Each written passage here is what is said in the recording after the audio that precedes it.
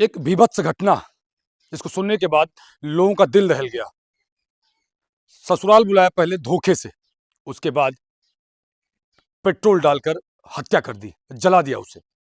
लगभग 1 हफ्ते तड़पने के बाद उस युवक की मौत हो गई। ये पूरी घटना है बाराबंकी जनपद असंदरा थाना अंतर्गत पलौली गांव की, जहां के निवासी थे पवन सिंह। पवन सिंह की शादी इनायत नगर थाना क्षेत्र के अयोध्या जनपद में उनकी ससुराल थी, वहां से उनकी शादी हुई थी। लगभग 15-16 वर्ष पहले उनका विवाह हुआ था।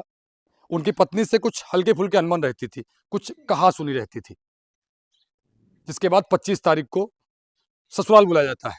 पवन सिंह को कहा जाता है कि कुछ काम है, आप घर आ जाइए। पवन सिंह घर पहुंचते हैं और घर पहुंचने के बाद पेट्रोल डालकर उनको एक कमरे के अंदर जला दिया जाता है। जलने के बाद उनके परिवार वाले अस्पताल लेके पहुंचते हैं, लेकिन कुछ दिन के बाद पवन सिंह की मौत हो जाती है। पवन सिंह का चेहरा आप देख नहीं सकते थे, ऐसा चेहरा था उनका। उनके परिवार वाले हैं, उनके 3 बच्चे हैं। 2 बच्चे मेरे सामने बैठे हैं, ये बच्चा है और एक ये बिटिया है।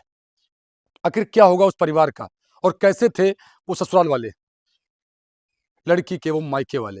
एवं परिवार से बात करते हैं।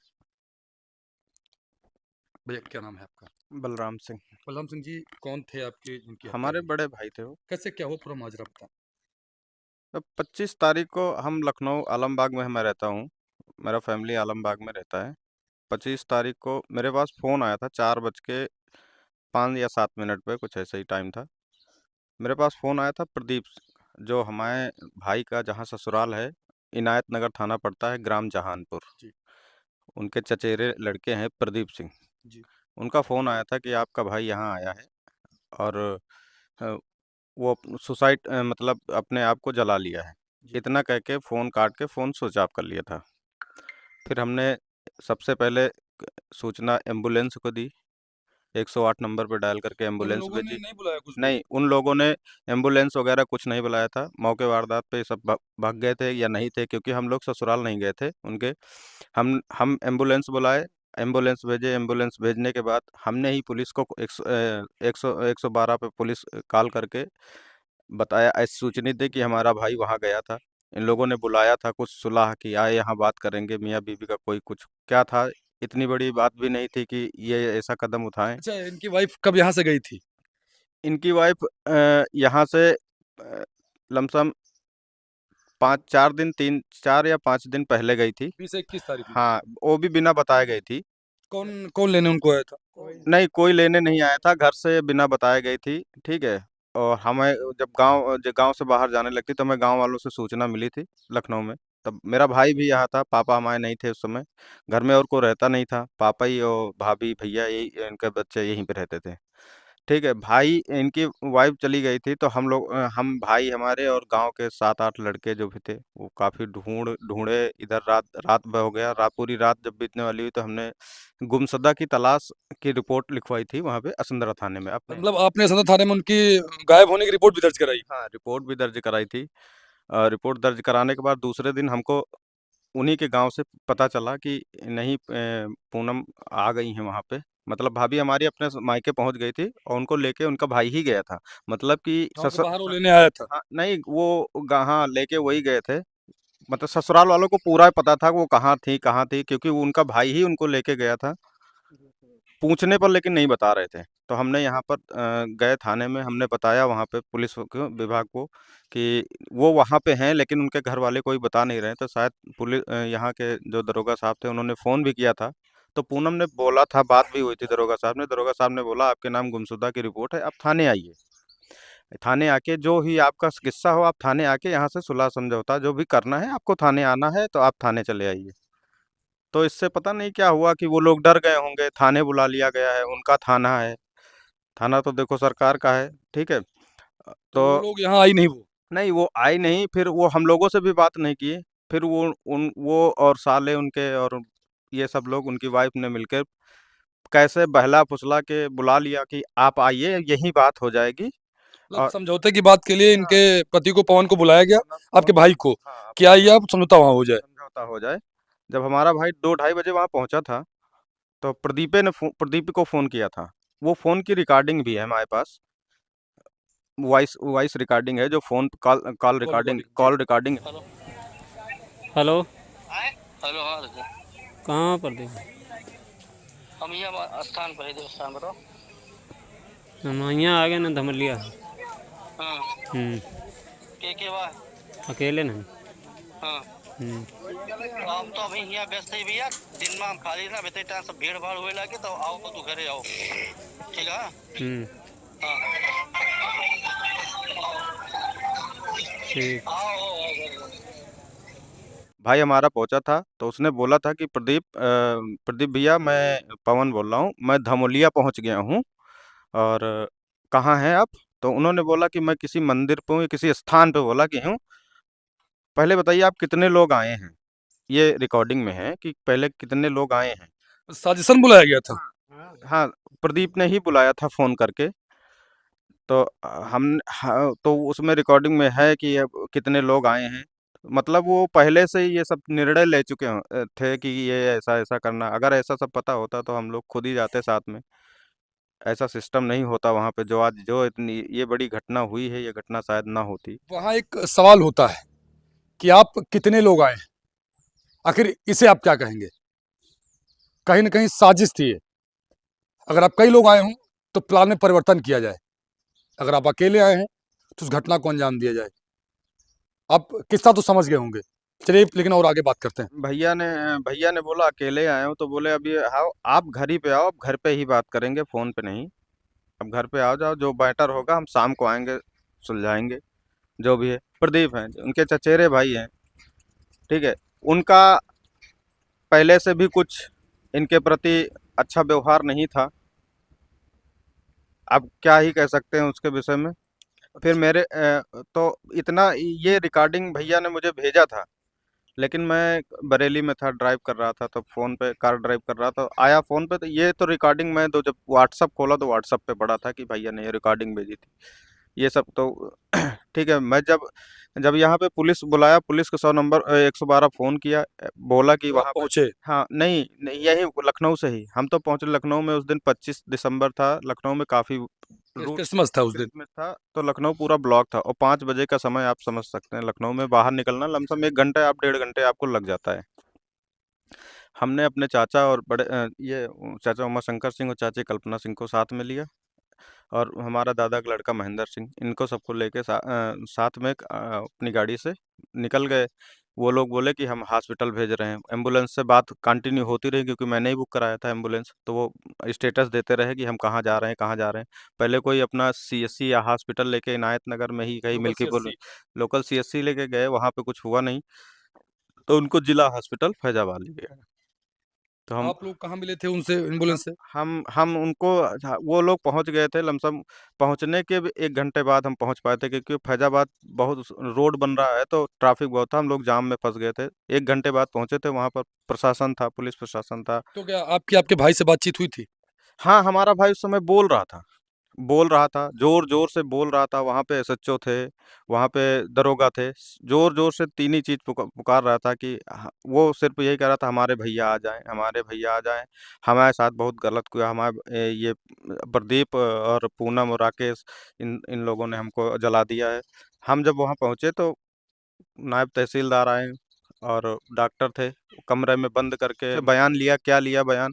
जो भैया बताएँ। बाद में जब एम्बुलेंस वहाँ से रिफ़र कराया कि हम सिविल लेके जाएँगे, यहाँ कोई ट्रीटमेंट हो नहीं रहा, वो काफ़ी उनको तकलीफ़ थी। वो वो लोग रेफर भी पीड़ा नहीं कर रहे थे अपने आप से? नहीं, रिफ़र किए जब, लेकिन बयान लेने में काफ़ी समय लगा दिया। कोई नायब तहसील उस समय से कोई पहुँचा नहीं वहाँ पे, तो टाइम लग गया वहाँ पे। लमसम 1 बजे के समथिंग में वहाँ से निकले थे रिफ़र करा के। यहाँ श्यामा प्रसाद मुखर्जी सिविल हज़रतगंज लेके गए। तो रास्ते में हमने भैया से पूछा था, मैंने अपने फ़ोन से वीडियो बनाया था कि भैया रिकॉर्डिंग करी उसकी? रिकॉर्डिंग करी है। जी। वो रिकॉर्डिंग फॉरवर्डेड रिकॉर्डिंग है, सबको भेजा है उसी समय, अपने चाचा को, अपने पापा को, पापा इनके भैया के साथ गलत हुआ है। तब तक तो मैंने सिर्फ 100 नंबर फ़ोन किया था, तो मैंने कुछ बोला भी नहीं था। यहाँ से गए नहीं।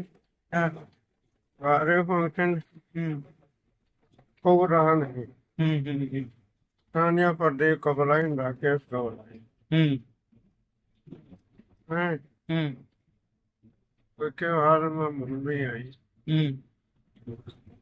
फिर अपने कमरा में लेके गए, कहें चलो का बात भाई काहे भाई बतावा कैसे बात कहें तो इनका शंका करा, तुमका शंका पूरे गांव नाक कटा रहे हैं,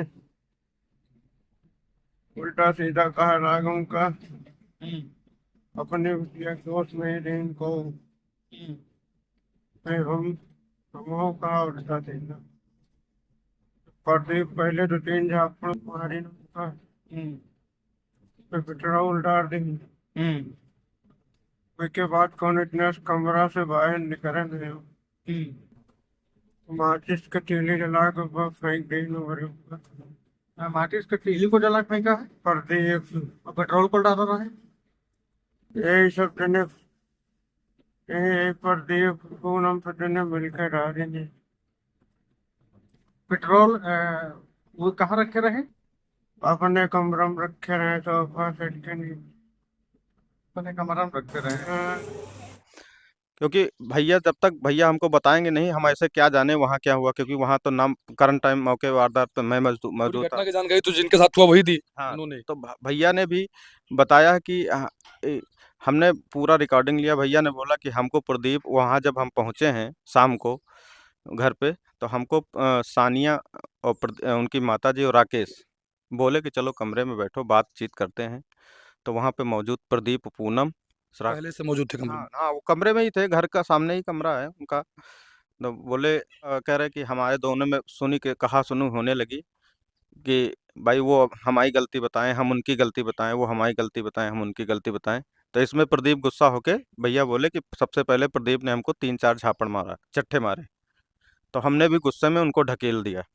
ढकेलने के बाद बोले कि हमको सब लोगों ने पकड़ लिया, पकड़ के पेट्रोल लाके डाल दिया हमारे ऊपर। और जब पेट्रोल डाला तो हम मतलब छुड़ा लिए थे अपने आप को, सबको झिटक के हम निकलने ही वाले थे कि प्रदीप सिंह ने माचिस की काड़ी जला के हमारे ऊपर फेंक दी। तो हम बाहर निकल के जले, मतलब निकल आए थे बाहर। उसके बाद हमने उनसे पूछा कि पेट्रोल भी भैया कहाँ, पेट्रोल कैसे पेट्रोल वहाँ कैसे गया? कहें कि पेट्रोल तो उनके यहाँ हमेशा से रखा रहता है, उन सब लोगों के यहाँ पेट्रोल रखा रहता है, कोई ऐसा है नहीं जिसके यहाँ पेट्रोल नहीं रहता। उनके पेट्रोल सोफा के पास में रखे थे, सोफा के नीचे। वो पूरा रिकॉर्ड था। उसके बाद फिर हमने दूसरे दिन जाकर FIR कराई थी। क्या पुलिस ने कोई अभी तक कार्रवाई करी कि नहीं करी? सर पुलिस पुलिस की कार्रवाई, दो लोगों को हमारे सामने तो उसी रात में राकेश और मेन एक्यूज्ड जो है प्रदीप, उसको नहीं मिला। नहीं बिठाए पुलिस 25 तारीख से ही वहाँ उनको बिठाई थी। उनको नातेदार रिश्तेदारों की तरह सेवा चाय पानी करा रही है वहाँ पे। अब जब बहुत हम मंत्री के पास गए, विधायक जी के पास गए, अभय सिंह फैजाबाद के पास गए, और ये क्या नाम है फैजाबाद उन SSP ऑफिस में गए। SSP सर ने फिर फ़ोन किया था CO ऑफिस में, लेकिन कहीं से कोई कार्रवाई। किस गांव में थी पेट्रोल? इनायत नगर के थाने में। जहानपुर ये जहानपुर ग्राम पड़ता है, थाना इनायत नगर, तहसील इनायत नगर, जिला अयोध्या लगता था। तो हम तब FIR दर्ज कराए। भैया ने जिनका जिनका नाम बताया था, प्रदीप को वहां पर बिठा रखे हैं। 307 में हमारा मुकदमा भी दर्ज हुआ है वहां पे। लेकिन उनको ठीक है, जेल नहीं भेजा। किसी को जेल नहीं भेजा गया था। जब बहुत कार्रवाई का तो उसमें राकेश को और पूनम को जेल भेजा गया है, 2 लोगों को। हमारे पास SDO साहब का फोन आया था कि हम 2 लोग को भेज रहे हैं, लेकिन मेन जो तो प्रदीप था। प्रदीप मेन एक्यूज्ड है उसको अभी तक इन लोगों ने जेल नहीं भेजा। उनको बिठाए हैं, छोड़ देते हैं, क्या करते हैं, कुछ कोई गिरफ्तारी नहीं दिखाई है उसको। अभी तक बिठाए हैं कि छोड़ दिए हैं, कुछ नहीं हुआ है। हमारा भाई हम 9 दिन इधर सिविल में लेके, जिस दिन 25 को कांड हुआ है, 25 की रात में 11 बजे हम निकले हैं, 26 को सुबह 3 बजे यहाँ पहुँचे हैं सिविल हॉस्पिटल। उनका ट्रीटमेंट हुआ है। जब 11 बजे डॉक्टर 26 में आए तो सिविल में उनका वो हो गया कि यहाँ पर नहीं हो पाएगा। कब तक रहे लखनऊ हॉस्पिटल में? सिविल में 3 घंटे रहे। उसके बाद जवाब दे दिया सिविल के डॉक्टरों ने कि आप इनको ट्रामा लेके जाइए। इनका 75% बर्न इंजरी हो चुका है, जो कि यहाँ नहीं हो सकता, और इनकी आँख पूरी जल गई है। भविष्य में अगर ये सही भी हो जाएंगे तो देख इनकी नहीं आँख देख नहीं पाएंगे। तब हम लोगों ने जाके ट्रामा में भर्ती किया। ट्रामा से फिर ट्रामा में पूरा दिन रहे, इलाज चला। जांचें हुई, दवा हुआ। ट्रामा से फिर हम लोगों को ट्रामा के एक वार्ड, प्लास्टिक सर्जिकल वार्ड में शिफ्ट वहाँ कर दिया गया। वहाँ शिफ्ट कर अच्छा, दिया तो गया। कब एक्सपायर हुए वो? ये 2 तारीख शाम को वही 6 बजे मैडम आई, डॉक्टर हमारे पास दौड़ते हुए कि हम बचा नहीं पाए। इनको नहीं, वो शॉर्ट बिजली का जो होता है कुछ देने जा रहे थे, क्योंकि धड़कन बंद हो गई थी। जी। 3 बार 2-3 बार शॉट दे चुके थे दिन में। तो बोले कि ये अब आप जिसको बुलाना हो बुला लीजिए, आपका पेशेंट अब नहीं है रहा। बस हम कहीं लोग न फिर कहीं आप समझ सकते हैं, लगातार लगभग 5 से 7 से 8 दिन तक वो मरीज़ बिस्तर पर रहा। कैसे झेला होगा? एक बाप जिसके बेटे को ज़िंदा जला दिया गया, पेट्रोल डालकर, उस पर क्या बीती? बाबा क्या नाम है आपका? हमारा नाम सुरेंद्र बहादुर सिंह। नाम है आपका? हमारा शेर बहादुर सिंह नाम। क्या होना चाहिए उनके साथ जिन्होंने फूँका था उनके आपको? साथ है तो एकदम उन्हें फूंका जाए, हाँ, जला दिया जाए उन लोगों को। हमारा क्या है, कहा मतलब बोले। बाबा कितने बच्चे हैं उनके, आपके बेटे के? नाती आप कितने हैं? उनके तो ये 2 बेटियां 1 लड़का दो यही। लड़के तो यहीं है, दोनों लड़के यहीं हैं तीनों? नहीं, 2 हुआ है, एक उनके पहले ब्याह में गई रहा, 24 का ब्याह रहा भाई का, हाँ। तो वहीं डाल आई थी। जब जाती थी तो बिटिया बड़ी वाली छोड़ देती थी कि 10 रोज बाद ट्रक चलावत रहे आई हैं तो हमका फिर साथे लेके जाइए, तो बिटिया हमेशा छोड़े और रही। लेकिन हम रहें जौनी साइड यहाँ पे, अब उनके उनके गलती यूँ है कि उनके पटई नहीं खा रही, ऐसे ठीक? मतलब कहा सुनी छोटी-मोटी तो सब पति-पत्नी के होत बीच में रही, होती है लेकिन कि जो सत्य है वो सत्य है। वो इनके काम रहा कि जौन प्रदीप कहत रहें, वही उनका रहेगा कि ही शुरू से। हम ये तो जान रहे हैं, वही रहेगा कि उन्हीं के घर मालिक है, उनके घर के जौन कहा वहाँ करें। जत्ती जेवर रही 2.5-3 लाख का सब उठा के भाई के चढ़ाम दे दी 24 तारीख का। जेवर यहाँ से मांगिन तो कहीं ब्याह में खर्चा की ना बूढ़ा, और कहीं कौन जेवर जेवर भी सब बोली चढ़ाम चली गई 24 नवंबर को, हैं? और उसके बाद हम यहाँ रहें तो कहाँ 2 झापड़ मार दी ना है, तो वो इतना कहीं जौन गलती की ना तौन तो की ना, आज काहे मार दियो? तो उनके पास चोरी के मोबाइल रहत रहे, ठीक? उनकी पत्नी चोरी, के पास मोबाइल भी हाँ, रहता था, बड़ा वाला ही दिए रहे। लेकिन एक छोटा मोबाइल और था। हाँ, मोबाइल चोरी का रहा, एक बार पकड़ा गवा, वो हमारे पास रखा है जो, दोबारा फिर पकड़ा गवा। आसाम से फ़ोन किन तो नहीं उठाइन, बात अलग चलत रही, तो फिर ई जौन है हुआं से आए रात में, भारत देखो से तो यही मुहाजिम भीतर बहा दीन। लड़कन गत्ता पढ़ाए रहे कि बाप अगर पूछते तो बतौती न लड़का। बेटा क्या नाम है आपका? राज सिंह। राज। पापा का क्या नाम? पवन सिंह। पवन सिंह। अच्छा, मम्मी तुम्हारी कैसी थी? थोड़ा मम्मी सही बहुत बताओ, अब तो पापा वैसे भी नहीं है, तो सही बताना। बहुत गंदी थी, सबसे बात करती थी, 4-5 लोगों से बात करती थी, फिर क्या होता था? पापा पापा कहते थे, कुछ मना करते थे? तो नहीं मानती थी। क्या फोन बोलती? छुपाकर गाड़ के रखती थी। फ़ोन को मिट्टी में गाड़ देती थी। तो आप लोगों ने भी देखा होगा कई बार। हाँ, तो आप लोग से क्या बोलती थी? क्या बताने के लिए बोलती थी पापा से? क्या बताओ, क्या क्या? बोलो? कहती थी बता दोगे तो मैं चली जाऊंगी कहाँ? ऐसा कुछ कभी बोला नहीं? अपने गाँव। अपने गाँव। अच्छा बाबू, पापा जब उस दिन यहाँ से गए थे तो मम्मी के घर, हम्म। तो क्या बात हुआ था? कुछ पता है आपको? कुछ जानकारी है? क्या बता के पापा पहले गए तो थे? वहाँ जो इनायत नगर में पहुंचे थे जी। तो फोन किए थे, आपको फ़ोन तो किए थे? हाँ, तो क्या बताया था पापा ने आपसे? कुछ बताया नहीं थे। मैंने फोन किया था, कहा था कि पापा कहाँ पहुंचे, तो कहे नहीं इनायत नगर में हूँ। तो फिर फोन काट दिए। फिर दूसरे बार जो हम मिलाए तो फिर वहाँ लड़ाई हो रही थी। फ़ोन उठा था वहाँ तब भी? हाँ, तो पापा ने कुछ बोला था उस समय हाँ, कहे उठाने के? थे कि उनका नाम बताओ जिससे बात करती थी। अच्छा। अच्छा, पापा तुम्हारे उनसे पूछ रहे थे। हम्म। कहीं न कहीं आप इस बच्चे को देख रहे हैं, बच्चे की उम्र मुश्किल से 7 से 8 वर्ष होगी। एक बिटिया और है, वो बिटिया है, बहुत छोटी बिटिया है। बाबू क्या नाम है आपका? चोरा सिंह। स्कूल जाती हो? हम्म। किस क्लास में हो? 1। 1 में। मम्मी तुम्हारी कैसी थी? पापा तुम्हारे कैसे थे? मम्मी गंदी थी, पापा अच्छे थे। पापा अच्छे थे। पापा से मम्मी से तुम्हारी बात होती थी? हम्म। मम्मी से बात होती थी? कि हम्म। वहाँ चली गई थी, उसके बाद बात हुई तुम्हारी मम्मी से? नहीं। नहीं हुई। पापा उस दिन गए थे, क्या बोल के गए थे आपसे? कहे थे कि यहाँ पे रुको, मैं मम्मी को लेके आऊंगा। मम्मी को लेके आऊँगा। हम्म। और उससे पहले पापा मम्मी की लड़ाई होती थी? हम्म। हाँ? तो किसी से बात करती थी क्या मम्मी तुम्हारी? हम्म। पता है किससे बात करती थी? नहीं पता? पता है, किससे बात करती थी? शेरू सिंह। शेरू सिंह से बात करती थी। हम्म। अब समझ रहे हैं, शेरू से बात करती थी। बच्चों को पता है, आखिर वो महिला जिसने अपने यार के लिए अपने हस्बैंड की हत्या कर दी, मार दिया जान से, पेट्रोल डालकर मार दिया। आखिर वो समय कैसा रहा होगा, कितना झेला होगा वो व्यक्ति जब वो मरा होगा, जब वो जल रहा होगा। ये दीदी हैं, दीदी कौन है आप भैया के? रज्जन भी मेरे भाई हैं। आपके भाई थे? हाँ। जैसे जो बच्चे बता रहे हैं बात बात करती थी या फिर जैसा भी जो भी था, तो पापा यहाँ, इसके पापा मतलब आपके भाई 25 तारीख को यहाँ से गए, उससे पहले आपकी मुलाकात बातचीत हुई थी? भैया से मेरी ऐसे बात तो नहीं होती थी क्योंकि मेरा अभी कॉलेज में थोड़ा बिजी रहती हूँ। लेकिन मैं जितना अपने भाई को जानती हूँ वो बहुत ज़्यादा सीधे हैं। वो आज तक भाभी के ऊपर ना हाथ उठाए, ना कभी उन्होंने गाली दी। हज़ार बार फ़ोन पकड़ा गया उनका। लेकिन भैया बस इतना ही कहते थे, अब दोबारा मत करना, अब दोबारा मत करना। वो इंसान इतना सीधा था, मतलब कि मैं क्या बोलूँ, वो कभी बड़ों को भी जवाब नहीं दे पाते थे। कभी किसी को अगर वो गलत है वो तब भी सुनते थे, सही है तब भी सुनते थे। लेकिन भाभी तो मैं उनको नहीं कहूँगी अब, क्योंकि वो भाभी के काबिल ही नहीं है, मैं पूनम बुलाऊँगी उनको। और वो इतनी ज़्यादा बदतमीज़ हमेशा से थी, ना उनके अंदर रिस्पेक्ट था, पता नहीं उनके घर वालों ने कैसी परवरिश करी थी उनकी। तो मैं यही कहना चाहूँगी, मैं सरकार से भी यही कहूँगी कि मेरे भाई को न्याय नहीं मिला, क्योंकि जो मेन विक्टिम था उसको तो पकड़ा ही नहीं गया।